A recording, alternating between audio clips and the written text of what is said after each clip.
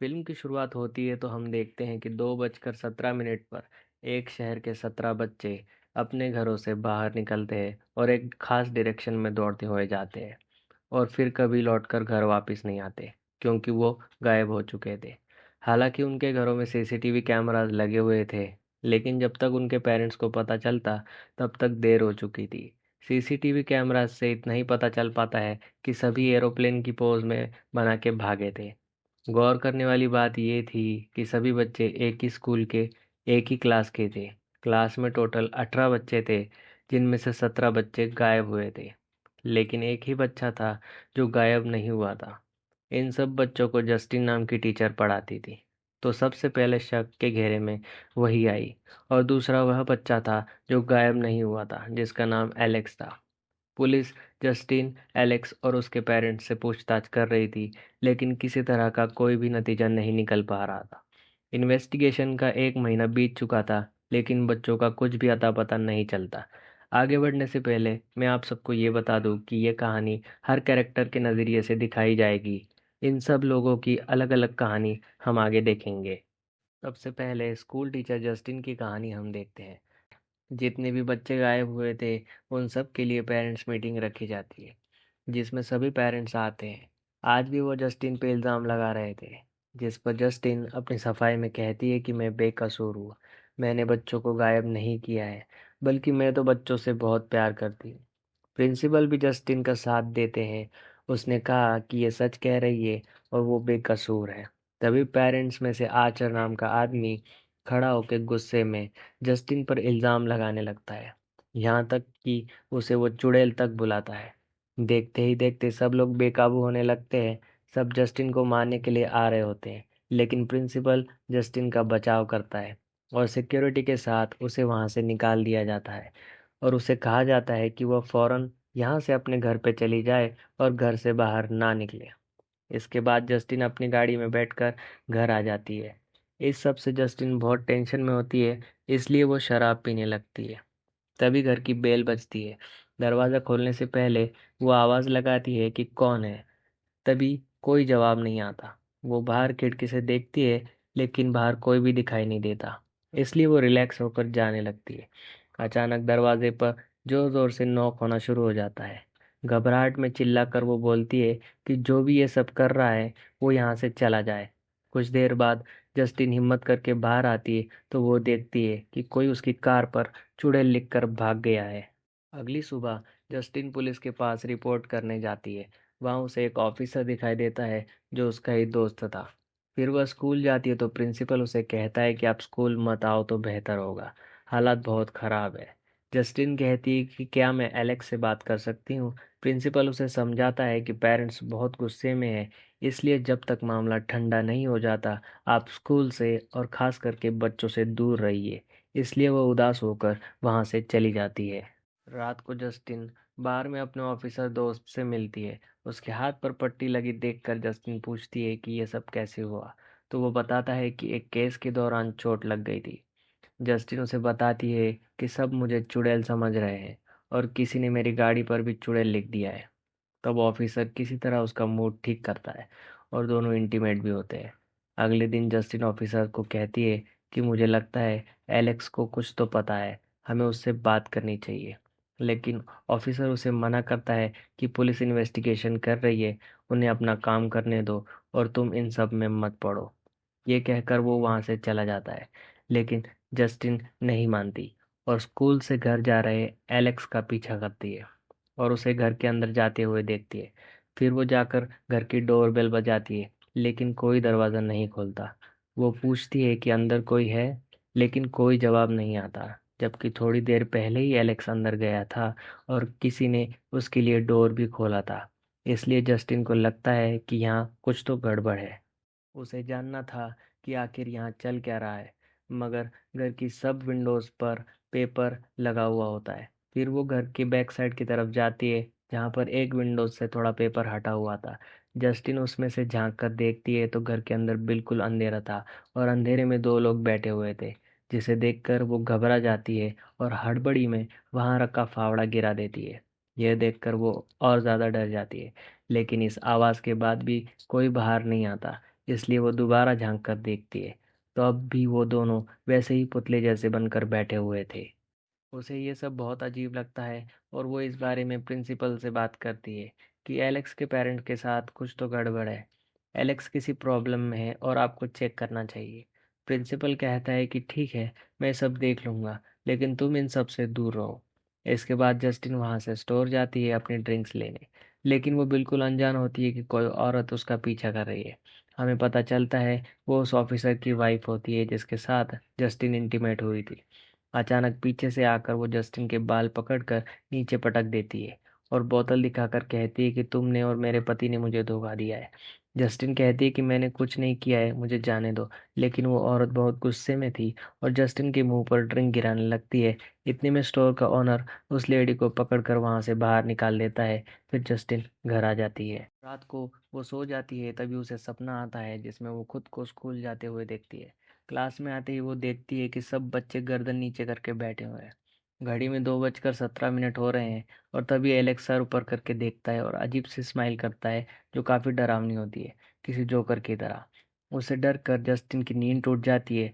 फिर वो दोबारा सोने की कोशिश करती है, लेकिन लेटते ही अब छत पर उसे कोई अनजान औरत दिखाई देती है जिसका भी चेहरा जोकर जैसा होता है, जिसे डर कर वो चीख पड़ती है और असल में वो जागती है और उसे एहसास होता है कि वो सपने के अंदर सपना देख रही थी। अगले दिन जस्टिन फिर से एलेक्स के घर की तरफ जाती है और उससे बात करने की कोशिश करती है, लेकिन एलेक्स उससे बात नहीं करता। सिर्फ इतना कहता है कि मेरा पीछा मत करो, और वो अपने घर चला जाता है। लेकिन जस्टिन नहीं मानती और जाकर दरवाजे पर दस्तक देती है और कहती है कि मुझे पता है आप लोग अंदर ही है, तो सब बाहर आ जाओ। लेकिन फिर भी कोई दरवाज़ा नहीं खुलता। अब की बार जस्टिन वापस नहीं जाती और घर के बाहर डेरा डाल लेती है जिससे वो नज़र रख सके। लेकिन दोपहर से रात हो जाती है और कोई भी घर से बाहर नहीं आता। इंतज़ार करते करते जस्टिन को नींद आ जाती है और उसकी आंख लग जाती है। तभी घर का दरवाज़ा खुलता है और एलेक्स की माँ हाथ में कैंची लेके बाहर निकलती है और अजीब तरीके से चलते हुए जस्टिन की तरफ आती है और कैंची से उसके बाल काट लेती है। यहाँ पर जस्टिन का पार्ट ख़त्म होता है। अब हम आर्चर के नज़रिए से देखेंगे, जिसने जस्टिन पर चुड़ैल होने का इल्ज़ाम लगाया था, क्योंकि आर्चर का बेटा भी गायब था, जिसकी वजह से वो काफ़ी डिस्टर्ब था और वो बस अपने बेटे की वही रिकॉर्डिंग देखता रहता था और कोई सुराग ढूंढने की कोशिश करता था। पुलिस स्टेशन के बाहर भी चक्कर लगाता रहता, ये पता करने के लिए कि उसके बेटे की कोई खबर मिली या फिर नहीं। पुलिस वाले भी बस इतना कहते कि वो इन्वेस्टिगेशन कर रहे हैं और कुछ भी पता चलेगा तो वो उसको बता देंगे। फिर शाम को पेरेंट्स मीटिंग में वो जाता है, जहाँ वो जस्टिन पर इल्ज़ाम लगाता है और मीटिंग के बाद भी वो जस्टिन का पीछा करता है। जब वो ड्रिंक्स लेने स्टोर में गई थी, वहाँ से वो उसका पीछा करते करते उसके घर तक आ गया था और वही डोरबेल बजाकर जस्टिन को डरा रहा होता है और उसकी गाड़ी पर चुड़ैल भी इसी ने लिखा था। रात में जब आर्चर सो रहा था, तब अचानक उसकी आंख खुलती है और उस वक्त 2:17 हो रहे थे। तब उसे कुछ आवाज़ आती है, तो आर्चर को लगता है कि उसका बेटा है। वो घर में हर तरफ देखता है लेकिन कोई दिखाई नहीं देता। तब अचानक दरवाज़ा खुल जाता है और वो बाहर देखने जाता है, तो दूर उसे उसका बेटा दिखाई देता है, जो उसी एरोप्लेन वाली पोज में भागता हुआ एक घर में चला जाता है। आर्चर भी घर के अंदर जाता है और हर जगह बेटे को ढूंढता है। वो ऊपर वाले कमरे में चेक करने जाता है, जहां उसी बेड पर कोई लेटा हुआ दिखाई देता है, जो उसका बेटा ही था। आर्चर उससे पूछता है कि बेटा, तुम कहाँ चले गए थे, लेकिन वो कोई जवाब नहीं देता, जिससे आर्चर रोने लगता है और कहता है कि बेटा, मुझे माफ़ कर दो, मैं तुम्हारे पास नहीं था, तुम्हारे लिए कुछ नहीं कर पाया, मैंने तुम्हें बहुत याद किया। तभी उसके बेटे के चेहरे पर लाइट पड़ती है, तो उसके बेटे की जगह वो अजीब सी जोकर जैसी औरत थी, जिससे डरकर आर्चर की नींद खुल जाती है। उसे भी जस्टिन की तरह एक डरावना सपना आया था, लेकिन इस सपने से उसको समझ आ जाता है कि बच्चों को किस डायरेक्शन में ढूंढना है। अब वो बाहर जाकर वहाँ के टावर को देखता है, तो उसे याद आता है कि सपने में उसका बेटा टावर की डायरेक्शन में ही भागा था। इसलिए वो मैप लेकर अपने घर से टावर की तरफ एक लाइन बना देता है। फिर वो एक और पेरेंट्स के घर जाता है जिनकी बेटी भी गायब हो गई थी। वो इनके घर से भी एक लाइन खींच कर निशान लगाता है। ऐसा वो इसलिए कर रहा था क्योंकि सभी बच्चों का गायब होना आपस में जुड़ा हुआ था। इसलिए जहाँ भी दोनों लाइंस मिलेंगी, उस पॉइंट पर जो जगह है, बच्चे उधर ही गए हैं। फिर आर्चर इंटरसेक्शन वाले एरिया पर निशान लगाता है और उस जगह को देखने के लिए निकल जाता है। लेकिन तभी रास्ते में उसे जस्टिन की कार दिख जाती है, तो पहले वो उससे बात करने जाता है। जस्टिन उस वक्त पर पेट्रोल पंप पर फ्यूल डाल रही होती है। आर्चर जब उसके पास जाता है तो जस्टिन उसे कहती है कि मेरा पीछा छोड़ दो, मैं कोई चुड़ैल नहीं हूँ और मैंने बच्चे गायब नहीं किए हैं। तभी अचानक वो देखती है कि प्रिंसिपल, जिसका चेहरा खून से लथपथ है, वो एरोप्लेन की पोज में भागता हुआ उसकी तरफ आ रहा है और देखते ही देखते वो उस पर हमला कर देता है और उसका गला दबाने लगता है। तभी आर्चर जस्टिन को बचाने के लिए प्रिंसिपल से लड़ता है, लेकिन प्रिंसिपल बहुत ही गुस्से में था और वो आर्चर पर भी भारी पड़ता है और उसका भी गला दबाने लगता है। और यहीं पर आर्चर की नज़रिए से दिखाने वाला पार्ट खत्म हो जाता है। आगे हमें ऑफिसर के नज़रिए से कहानी दिखाई जाती है। वो अपनी गाड़ी में बैठकर अपने काम पर निकल जाता है। इस दौरान उसकी नज़र एक लड़के पर पड़ती है जो किसी घर में झांक रहा होता है। वो लड़का ऑफिसर को देखते ही भागने लगता है, लेकिन वो पकड़ा जाता है। ऑफिसर उससे पूछता है, तुम्हारे पास कोई हथियार या नशे की चीज़ तो नहीं है? तो लड़का कहता है, नहीं सर। लेकिन जब ऑफिसर उसकी तलाशी लेने लगता है तब उसकी उंगली में इंजेक्शन की सुई चुभ जाती है। मतलब साफ था कि वो झूठ बोल रहा था। और पता चलता है कि ये लड़का नशीली चीज़ों का डीलर है और चोर भी है। ऑफिसर उस पर बहुत गुस्सा करता है और उसे जोर से मुक्का मारता है, जिससे वो बेहोश हो जाता है और ऑफिसर अपनी उंगली पे पट्टी करता है। कुछ देर बाद लड़के को होश आता है और ऑफिसर उसको कहता है कि देखो, मैं तुम्हें जाने दे रहा हूँ, लेकिन किसी को बताना मत कि मैंने तुम्हें मारा है। और अब ये शहर छोड़कर यहाँ से चले जाओ। आज के बाद यहाँ पे दिखाई मत देना, और अगर मुझे तुम दोबारा दिखाई दिए तब तुम्हारी खैर नहीं। ये समझाकर उस लड़के को जाने देता है। और हमें ये पता चलता है कि जो पट्टी उसकी उंगली पर देखकर जस्टिन ने पूछा था, तो वह यही चोट थी जिस केस के बारे में उसने जस्टिन को बताया था। इसके बाद वो जस्टिन से मिलने गया, उसके साथ इंटीमेट हुआ, फिर अपने घर आ जाता है। लेकिन अब हमें एक बात पता चलती है कि ऑफिसर शादीशुदा है और उसकी वाइफ वही औरत है जिसने स्टोर में जस्टिन पर अटैक किया था। उसकी वाइफ को शक हो गया था, इसलिए उसने ऐसे किया था। फिर ऑफिसर पुलिस स्टेशन जाता है तो वो बाहर ही घूम रहा होता है, तभी उसके सामने वो नशे करने वाला लड़का नजर आता है। उसे देखते ही ऑफिसर को गुस्सा आता है और उसे चिल्ला देता है और वहां से जाने को कहता है। और इसी के साथ ऑफिसर का पार्ट भी पूरा हो जाता है। आगे की कहानी हम नशे वाले लड़के के नज़रिए से देखते हैं। हम जानते हैं कि वो नशे के साथ साथ चोरी वगैरह भी करता है। उसका कोई पक्का ठिकाना नहीं है और फिलहाल वो जंगल में टेंट लगा कर रहता है। अब ऑफिसर ने उसे टाउन छोड़कर जाने के लिए कहा था, लेकिन वो ना तो गया ना ही अपनी हरकतों से बाज आया। इसी बीच वो एलेक्स के घर पहुंच जाता है चोरी करने के लिए। किसी तरह वो खिड़की से अंदर घुस जाता है। घर में अंधेरा होता है तो उसे लगता है कि घर खाली है और वो अपने काम का सामान देखने लगता है। तभी वह टीवी के रिफ्लेक्शन में एलेक्स के मॉम डैड को देखकर डर जाता है। तभी वो नोटिस करता है कि वो कुछ नहीं कर रहे हैं, बस पुतले जैसे बैठे हुए हैं। तो वो उनके सामने ही सामान चुरा कर बैग में भर लेता है। अब वो वहां से जाने ही वाला होता है कि तभी उसे बेसमेंट से कुछ आवाज़ें आती है। इसलिए वो बेसमेंट चेक करने जाता है और यहाँ हमें पता चलता है कि वो 17 बच्चे जो गायब हुए थे इसी बेसमेंट में है। वो लड़का ये देखकर घबरा जाता है और वहां से निकलता है और चुराया हुआ सामान बेचने के लिए एक स्टोर में जाता है। तो उसकी नज़र दुकान में लगे उस मिसिंग बच्चों के पोस्टर पे पड़ती है, जिनके ऊपर इनाम भी रखा हुआ था। यह देखते ही उसकी आंखें चमक जाती है, क्योंकि उसे पता था कि बच्चे कहाँ हैं। इनाम पाने के लिए वो पुलिस स्टेशन जा रहा होता है, लेकिन बाहर उसे ऑफिसर देख लेता है और उसको वहां से भागना पड़ता है। लेकिन वहां से बचकर वो जंगल पहुंच जाता है, मगर यहाँ उसे डरावनी सी हंसी सुनाई देती है। वो इधर उधर देखता है तो दूर कहीं जोकर जैसी औरत उसे खड़ी हुई दिखती है। उसे देखकर वो डर जाता है और अपने टेंट में छुप जाता है। खुद को समझाने लगता है कि ये मेरा वहम है, शायद नशे में होने की वजह से वो मुझे दिख रही है। लेकिन तभी वो टेंट के बाहर उसकी परछाई को देखता है, यानी ये कोई वहम नहीं था। वो वहां पे आती है और टेंट खोलने लगती है। तो अपने बचाव में लड़का हाथ में इंजेक्शन उठा लेता है और जैसे ही टेंट की चेन खुलती है वो फौरन उसके चेहरे पर दे मारता है। यहाँ पर हमें पता चलता है कि यह तो पुलिस ऑफिसर है। इस बार पुलिस ऑफिसर को और ज़्यादा गुस्सा आता है।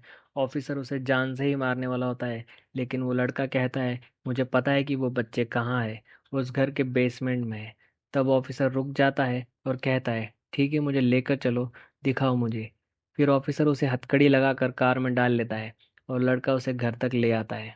वो लड़के को कार में ही रुकने को बोलता है और ऑफिसर जाकर बेल बजाता है। कोई आकर उसके लिए दरवाज़ा भी खोलता है और उसे अंदर ले जाता है। वो लड़का ये सब देख रहा था। फिर वो घंटों उसका वेट करता है, लेकिन ऑफिसर वापस नहीं आता। रात भी हो जाती है और अब वो लड़का तंग आ गया था। और तभी अचानक से दरवाज़ा खुलता है ऑफिसर घर से बाहर आता है, लेकिन अब वो पहले की तरह नहीं लग रहा था। वो सीधा कार की तरफ बढ़ता है और लड़के को कार से निकालकर उसे घसीटता हुआ घर की तरफ ले जाता है। और यहीं पर यह पार्ट भी खत्म हो जाता है। आगे की कहानी हम प्रिंसिपल के नज़रिए से देखते हैं। जस्टिन ने जब बताया था कि एलेक्स के मॉम डैड के साथ कुछ गड़बड़ है, तो प्रिंसिपल ने एलेक्स को बोलकर उसके मॉम डैड को मिलने के लिए आने को कहा था। लेकिन उनकी बजाय एक औरत वहां पर आती है जो अपना नाम ग्लैडिस बताती है, और उनका कहना था कि मैं एलेक्स की आंटी हूँ। अब इनका चेहरा देखे तो ये वही है जिसने जस्टिन और आर्चर को सपने में डराया था, और जंगल में उस लड़के को भी डराया था। जिससे हमें इतना तो समझ आ जाता है कि ये सारी गड़बड़ ये औरत ही कर रही है। वो बताती है कि एलेक्स के मॉम डैड की तबीयत ठीक नहीं है, इसलिए वो लोग अभी नहीं आ सकते। तो एलेक्स के गार्डियन होने की वजह से मैं आई हूँ। लेकिन प्रिंसिपल कहते हैं कि मुझे तो एलेक्स के पेरेंट्स से ही बात करनी है, गार्डियन नहीं चलेगी। इसलिए वो वहाँ से चली जाती है। इसके बाद प्रिंसिपल घर आ जाता है और अपने पार्टनर के साथ टीवी देख रहा होता है। डोरबेल बजती है तो वो जाकर दरवाज़ा खोलता है, तो दरवाजे पर ग्लैडिस होती है, जो पानी मांगने के बहाने घर में घुस जाती है। और यहाँ पर हमें यह सच पता चलता है कि ग्लैडिस असल में एक चुड़ैल है, जो काले जादू में बहुत माहिर है। उन्हें अपनी बातों में उलझाकर वो अपनी बैग से अजीब कांटेदार लकड़ी निकालती है। उस पे वो प्रिंसिपल का रिबन लपेट देती है। फिर अपने हाथ पर कट लगाकर लकड़ी पर खून लगाती है। इससे पहले कि वो लोग कुछ समझ पाते, वो कैंची निकालकर प्रिंसिपल के पार्टनर के बाल काट लेती है। फिर एक घंटी निकालकर बजा देती है, जिसे सुनकर प्रिंसिपल उसके कंट्रोल में आ जाते हैं। वो प्रिंसिपल के पार्टनर के बाल इस लकड़ी पर लपेट कर तोड़ देती है, और ऐसा करते ही प्रिंसिपल एकदम से अपने दोस्त पर अटैक कर देता है। उसे पकड़कर नीचे गिरा देता है, फिर उसके मुंह पर काले रंग की उल्टी करता है। अपने सर से उसके चेहरे पर बार बार पटकता है, जिससे उसका पूरा चेहरा फट जाता है और उसकी मौत हो जाती है। इसके बाद ग्लैडिस अपने बैग से जस्टिन के बाल निकालती है, जो उसने एलेक्स की मॉम से कटवाए थे जब जस्टिन अपनी कार में सो रही होती है। जस्टिन के बालों को ग्लैडिस लकड़ी पर लपेटकर लकड़ी तोड़ देती है और उस पर काला जादू करती है। इसके बाद प्रिंसिपल भागकर जस्टिन को मारने जाता है, जो पेट्रोल पंप पर खड़ी आर्चर से बात कर रही थी। जहां आर्चर ने उसे बचाने की कोशिश तो की, लेकिन प्रिंसिपल उसका ही गला दबाने लगता है। तब जस्टिन अपनी जान बचाकर स्टोर में जाती है, क्योंकि उसे भागने के लिए कोई रास्ता नहीं मिल रहा था। प्रिंसिपल वहां भी जस्टिन को मारने आता है। तभी आर्चर बीच में आता है और उसे रोक देता है, और इस फाइट में दोनों जख्मी हो जाते हैं। जस्टिन स्टोर से निकलकर भागती है और अपनी कार में बैठ जाती है, लेकिन प्रिंसिपल भी कार के पास आ जाता है और विंडो तोड़ देता है और जस्टिन को पकड़ने लगता है। लेकिन वो कार स्टार्ट करके वहां से निकलती है। मगर प्रिंसिपल पर ऐसा काला जादू किया गया था कि वो अपने टारगेट को मार के ही दम लेता था। इसलिए वह मिसाइल की तरह पीछे पड़ जाता है, और इसी वजह से इस मूवी का नाम वेपन्स रखा गया है। आर्चर भी स्टोर के बाहर आ जाता है, और वो भी अपनी कार लेकर प्रिंसिपल के पीछे जाता है। तभी एक दूसरी कार आकर प्रिंसिपल को उड़ा देती है, जिससे वही उसकी मौत हो जाती है। फिर इस सब के बाद आर्चर जस्टिन को सॉरी बोलता है, क्योंकि वो समझ गया था इसमें उसकी कोई गलती नहीं है, बल्कि वो तो खुद ही विक्टिम है। जस्टिन उसे माफ कर देती है। आर्चर कहता है, मैंने ऐसा कभी कुछ नहीं देखा है, लेकिन जैसे ही वो भाग रहा था, वो मैंने गौर किया है। वो बच्चे भी इसी पोज में भाग रहे थे। फिर वो मैप खोलकर जस्टिन को वो इंटरसेक्शन वाला एरिया दिखाता है। जस्टिन कहती है कि इंटरसेक्शन वाले पॉइंट पर जो घर है, वो एलेक्स का ही है। तो यहाँ पर ये पार्ट खत्म हो जाता है। आगे की कहानी हम एलेक्स के नज़रिए से देखते हैं, जहाँ सब राज खुलेंगे। तो यहाँ पर हम एलेक्स को देखते हैं, जो हर रोज़ की तरह स्कूल जाता है। फिर स्कूल के बाद उसके डैड लेने आते हैं और घर ले जा रहे होते हैं। वो उसे बताते हैं कि तुम्हारी आंट ग्लैडिस घर पर रहने आ रही है। एलेक्स कहता है कि वो क्यों आ रही है, मैं उनके साथ कैसे रहूँगा, मैं तो उनको जानता तक नहीं हूँ। तो उसके डैड समझाते हैं कि वो बहुत बीमार है, और उनका हमारे सिवा कोई भी नहीं है। वो भी हमारी फैमिली का हिस्सा है, और इस वजह से हमें उनकी मदद करनी ही पड़ेगी। इसके बाद रात में हम देखते हैं कि एलेक्स अपनी किताब पढ़ रहा होता है। तभी वो नोटिस करता है कि उसके डैड आंटी ग्लैडिस को लेके आ गए हैं। उसने देखा कि वो काफ़ी बूढ़ी और बीमार लग रही है, जो अपने साथ एक खास किस्म का पौधा भी लाई थी, जिसे इग्नोर करके एलेक्स सो जाता है। अगले दिन उसके डैड उसे स्कूल छोड़ने जाते हैं, लेकिन छुट्टी के बाद वो एलेक्स को लेने नहीं आते। काफ़ी देर वेट करने के बाद वो पैदल घर जाने का फैसला करता है। वह सोच रहा होता है कि आखिर डैड मुझे लेने क्यों नहीं आए। लेकिन जब वो घर पहुंचता है तो देखता है कि डैड तो घर पे ही थे, लेकिन वो नॉर्मल नहीं लग रहे थे। वो किसी पुतले की तरह बैठे हुए थे और रोबोट की तरह बातें कर रहे थे, जैसे वो किसी की कठपुतली हो और कोई उनसे ये सब बुला रहा हो। एलेक्स सोचकर परेशान था कि मेरे मॉम डैड के साथ क्या हुआ है।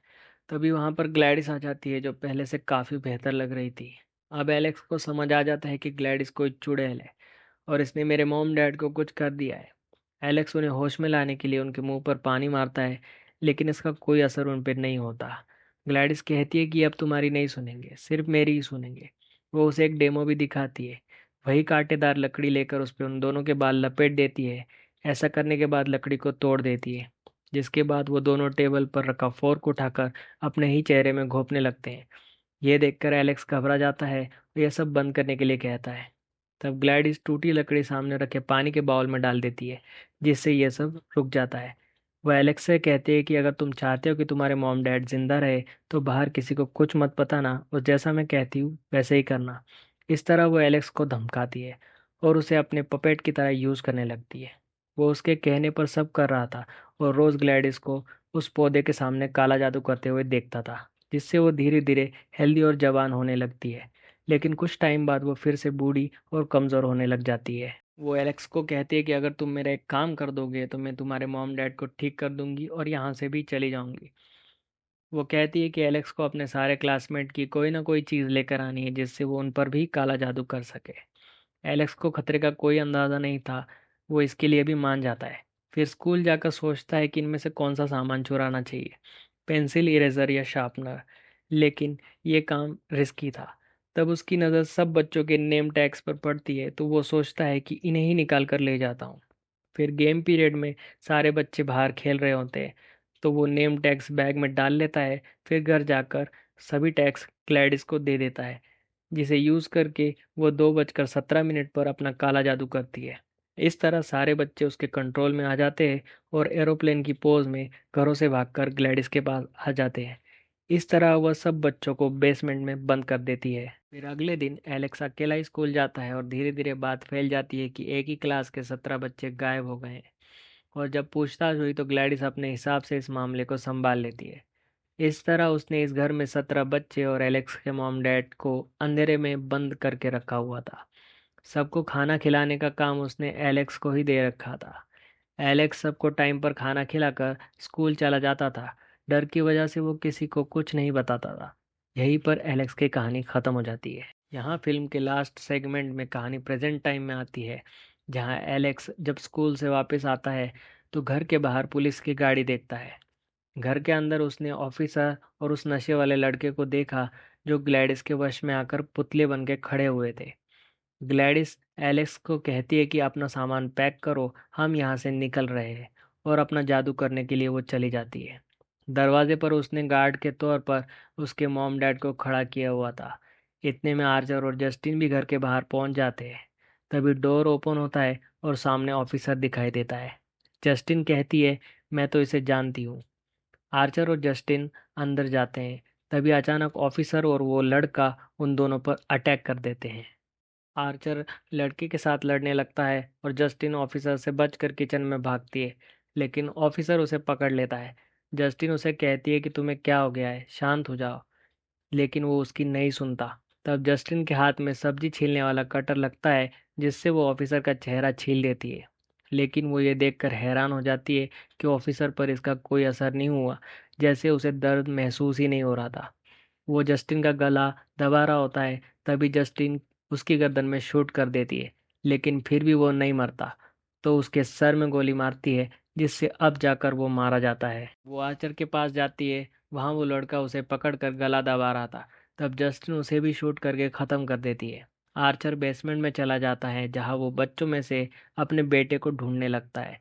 उसे वहाँ अपना बच्चा तो नहीं मिलता, लेकिन ग्लैडिस मिल जाती है, जो उसका लॉकेट छीन कर जादू करती है और उसे भी अपने कंट्रोल में कर लेती है। और वो ऊपर जाकर जस्टिन को पकड़ लेता है।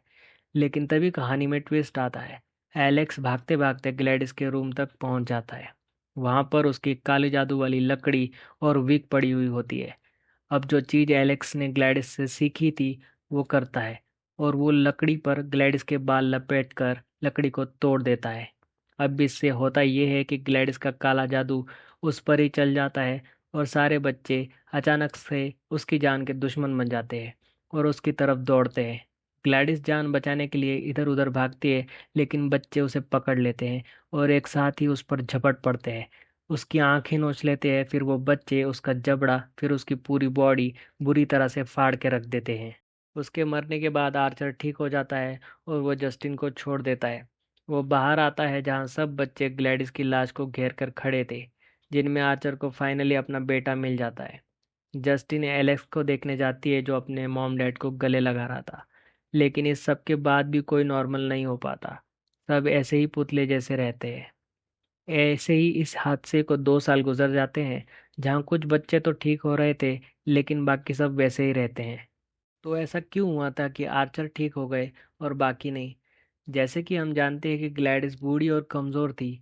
वो हेल्दी और जवान रहना चाहती थी, और वो काला जादू करने वाली चुड़ैल थी, जिसके जरिए उसने इन सबको अपने कंट्रोल में किया और उनकी लाइफ फोर्स से अपनी ज़िंदगी को बढ़ा दिया, जिससे वो ठीक होने लगी। और इस तरह उसने एलेक्स के मॉम डैड और 17 बच्चों को अपने लिए यूज़ किया।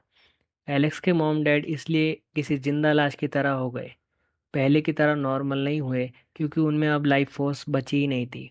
कुछ बच्चे इसलिए रिकवर हो गए थे क्योंकि तब तक ग्लैडिस उनकी लाइफ फोर्स पूरी तरह नहीं ले पाई थी। आर्चर भी इसलिए ठीक हुआ था क्योंकि उसे वश में आए ज़्यादा टाइम नहीं हुआ था। और इस तरह वो सब हमेशा इसी स्टेट में रहने वाले थे, किसी पुतले के जैसे। और इसी के साथ यहाँ पे मूवी ख़त्म हो जाती है।